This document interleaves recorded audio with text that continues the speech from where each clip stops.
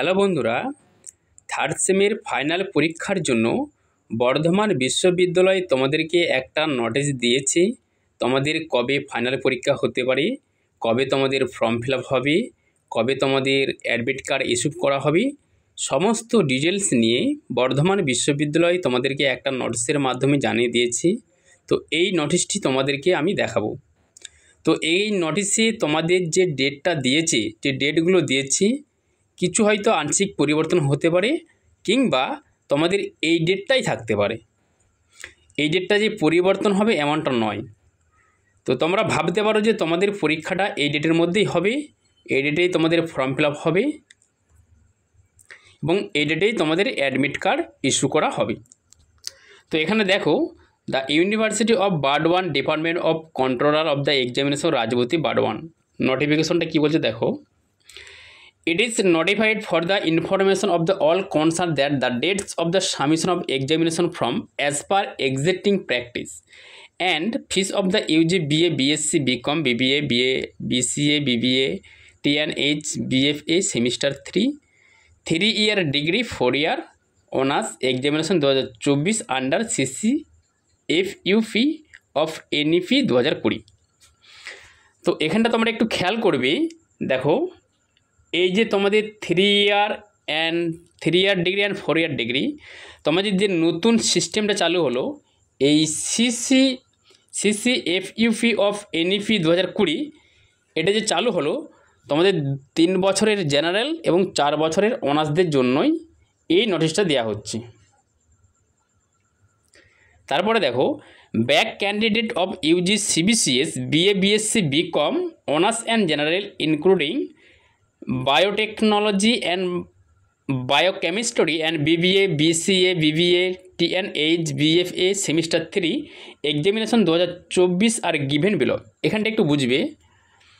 এখানটা দেখো, back candidate অর্থাৎ যারা ব্যাক ক্যান্ডিডেট, ধরা দুটো একটা সাবজেক্টে হয়তো ফেল করেছিলে, ব্যাক পেয়েছিলে, তো পুরনো সিলেবাসে এই CBCS সিস্টেমটা যখন এই CBCS সিস্টেমটা ছিল, যারা দুটো একটা সাবজেক্টে ব্যাক পেয়েছিলে, তো এই BSc, BCom এদের জন্যও কিন্তু এই ডেটটা, জেনারেল এবং অনার্স বলছে তাদের জন্য এই ডেটটা, including biotechnology and biochemistry and BBA, BSCA, BBA, TNH, BFA semester 3 examination 2024 are given below.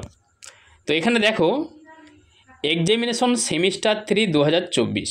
আচ্ছা, ফিলিং আপ অফ ফর্মস, মানে তোমাদের ফর্ম ফিল আপ হবে সেই ডেটটা 17/4/2025 টু 26/4/2025। এখানে একটু খেয়াল করবে, তোমাদের ফর্ম ফিল আপ হতে পারে, এই যে ডেটটা দিয়েছে দেখো, 4 মাসের 17 তারিখ থেকে 4 মাসের 26 তারিখ পর্যন্ত। তো এর আগেও তোমাদের কলেজের ওয়েবসাইটে তোমাদের ফর্ম ফিল আপের ডেট দেবে, তোমরা কলেজের ওয়েবসাইটটা মাঝে মাঝে চেক করবে, তোমরা যে কলেজে পড়ো। Issue of the admit card, তোমাদের অ্যাডমিট কার্ড ইস্যু করা হতে পারে এই 30/4/2025। টেন্টেটিভ কমেন্সমেন্ট অফ এক্সামিনেশন, বলছে অস্থায়ী শুরু পরীক্ষার, মানে তোমাদের পরীক্ষাটা হতে পারে, এই ডেটটা বলছে তোমাদের অস্থায়ী অর্থাৎ পরিবর্তন হতে পারে এই 3/5/2025। আবার এই ডেটটাও তোমাদের থাকতে পারে, মানে তোমাদেরকে সম্ভাব্য একটা ডেট তোমাদের দিয়েছে। তো অনেক সময় বন্ধুরা এই ডেটটাও থাকে, আর হয়তো আবার আংশিক পরিবর্তনও হতে পারে। তো তোমরা ভাববে তোমাদের পরীক্ষা এই ডেটেই শুরু হবে। Tentative commencement of examination, practical field work project dissertation stamp paper EDC if any to be completed by 2/5/2025। তোমাদের প্র্যাকটিক্যাল এই 2/5/2025 মধ্যেই কমপ্লিট হয়ে যাবে, 5 মাসের 2 তারিখ। Date of the submission of the payment challan receive student statement and form list to CE date by the introduction.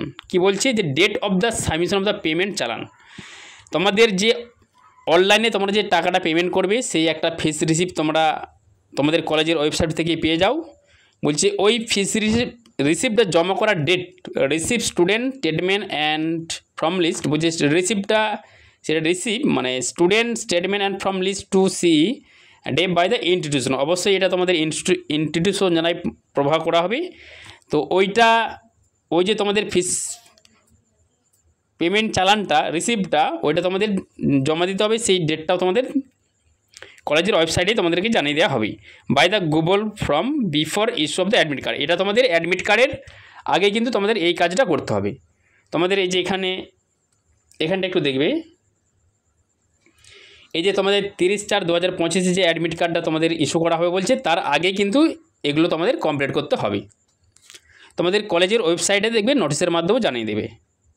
তার এখানে দেখো, the HDO principal officer in the charge teacher in the charge of the college institution R requested to give widely publicity to it from information of the candidates and other stakeholder associated with the examination system। কি বলছে, the HOD principal officer in charge teacher in college of the charge of college or institution, college এবং ইনস্টিটিউশনের এই the HDO principal officer in charge teacher in charge এনাদেরকে কী করছে যে আর requested to give widely publicity, মানে এনাদেরকে রিকোয়েস্ট করছে যে এটা ওয়াইডলি পাবলিসিটি মানে এটা করে দাও, পাবলিক করে দাও, for information of the candidates and other tech holder associated with the examination system.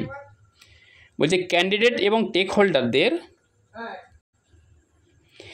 এই ক্যান্ডিডেট এবং টেক হোল্ডাররা যারা এই এক্সামিনেশন ব্যবস্থার সঙ্গে যুক্ত, ওনাদেরকে অনুরোধ করছে যে এই যে নোটিশটা, এই নোটিশটা পাবলিশ করে দিতে বলছি, স্টুডেন্টদের কাছে পৌঁছে দিতে বলছি।